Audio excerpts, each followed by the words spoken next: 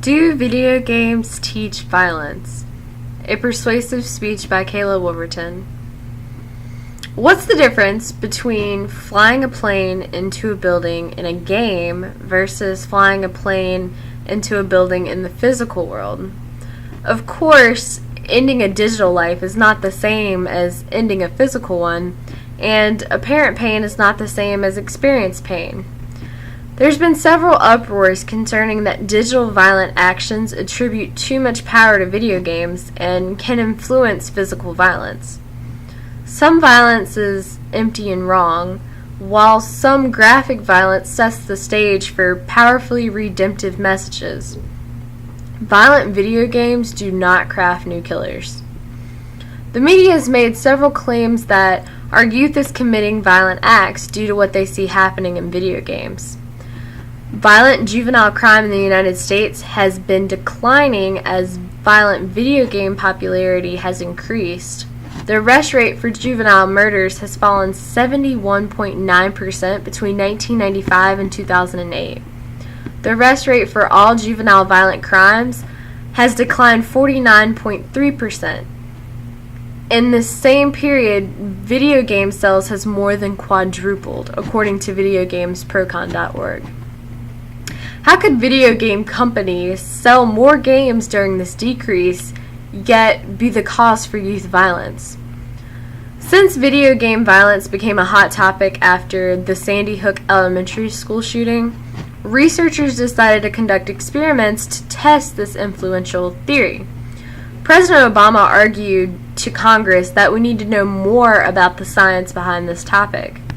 He was approved for a $10 million study that would allow us to know more about media violence. Studies show that none of these extreme acts, like a school shooting, occurs because of only one risk factor. There are many factors, including feeling socially isolated, being bullied, and so on, according to psychologist A. Anderson. It has been confirmed that it isn't easy to determine the real cause for certain individuals being violent, but all at once, we can't blame video games for it. Violent video games actually provide healthy and safe opportunities for children and teens to virtually explore the rules and consequences of violent actions.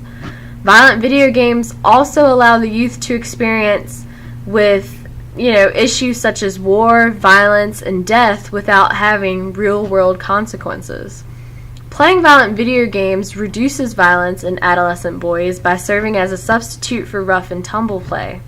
Playing violent video games allows adolescent boys to experience aggression and establish status in the peer group without causing any physical harm, according to videogamesprocon.org.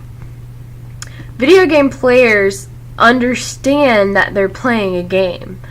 Their ability to distinguish between fantasy and reality prevents them from imitating video game violence in real life.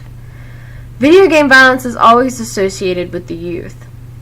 But video games have ratings. If parents aren't considering the ratings when they're buying violent games for their young children, then they should understand why they could end up paying the price for it.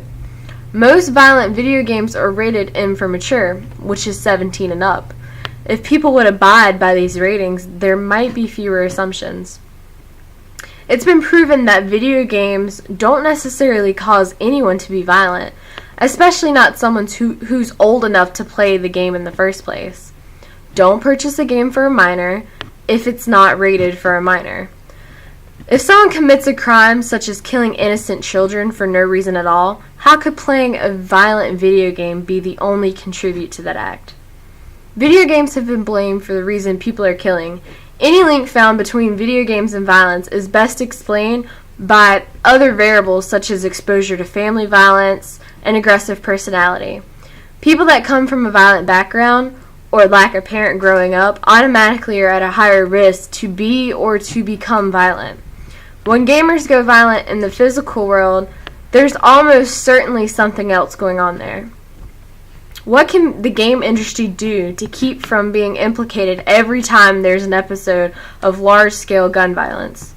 The national discussion about links between video games and violence continues. The media will always find something to blame when it comes to these extremely violent acts occurring all the time and hitting national news. There's a wealth of misinformation to draw from, especially if one wants to believe that video game violence leads to real-life violence, and many pundits and politicians have already found the evidence that they need to justify their push towards video game regulation and flat-out bans. It's ridiculous to even consider banning something that isn't going to fix our country.